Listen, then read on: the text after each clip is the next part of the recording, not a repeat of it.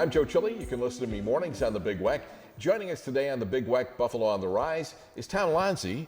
Tom is from Tom's Pro Bike, the owner of Tom's Pro Bike. How you doing? Good. How about yourself, Joe? Good. It was raining today, so I don't imagine you rode a bike. I didn't get a chance to get out today. You know, that's good. But you know what?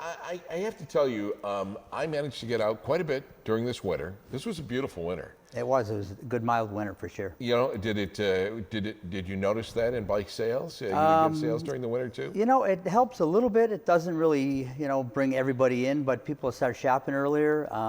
It allows them to get a chance to get out and test ride bikes. And that's one thing that we recommend if someone's shopping for a bike is to test ride a couple different bikes to see what really, makes you happy.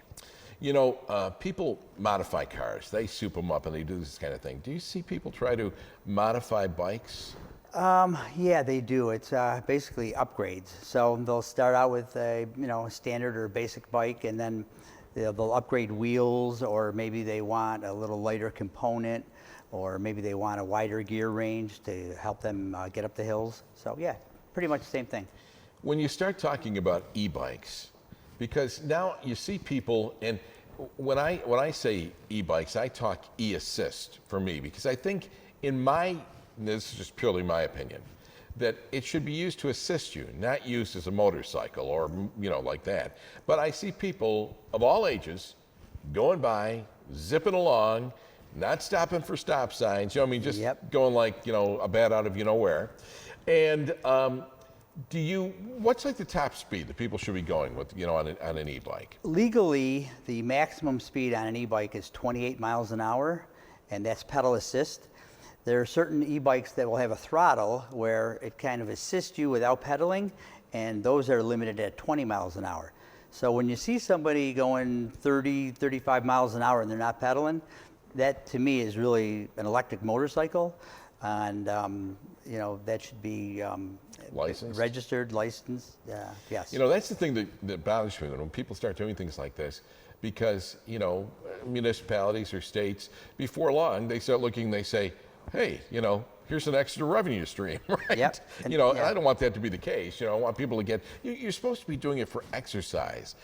Although I'm sure people that use them for transportation as well, right? Oh yeah, to commute, and even lately it's been popular cargo bikes.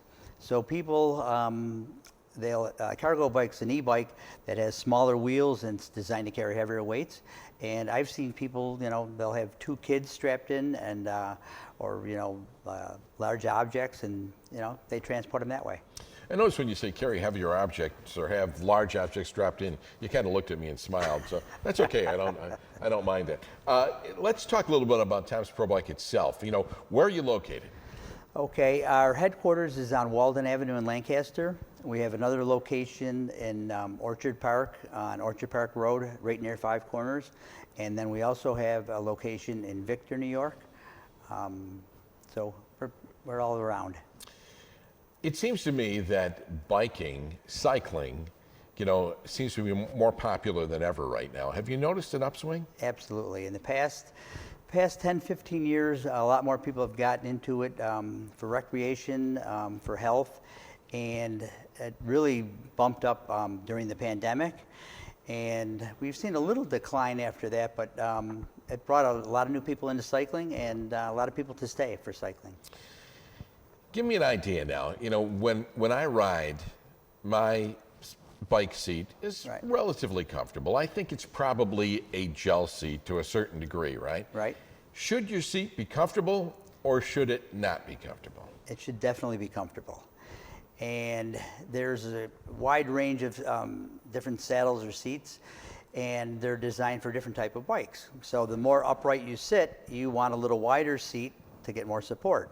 If you see sometimes little skinny seats on the racing bikes, believe it or not, those are comfortable, but also that rider generally has a lot of miles underneath them, and they kind of get conditioned to it. What about clothing? Shorts that are padded or pants that are padded? That makes a huge difference, absolutely. Really? They have the padding in the right areas and basically just cushions it and makes a big difference. So I guess I guess you should. There's something that you could modify, right? The seat of the bike, you know, and when they come in to see you, don't you kind of size them up and kind of fit the bike to an individual? Yes, we do. Bikes will come in a variety of sizes, as opposed to department stores where one size fits everybody, which it doesn't. So there's different size bikes, there's different size saddles. Saddles will come in different widths. So every bike that we sell, we put the rider on a trainer, watch him pedal, and we have a scientific method to fit that bike to the rider. We'll adjust the seat height, the position of the saddle, the reach, even the width of the handlebars. And even when people are on a bike actually pedaling, isn't there, you know, your leg shouldn't be fully extended? It should have a little bit of a bend in it? It should, when your crank arm is at 6 o'clock, all the way down, you should have a slight bend in your knee. All right. Your website? Tom'sProBike.com. Phone number to reach you folks? 716-651-9995. And now's the time.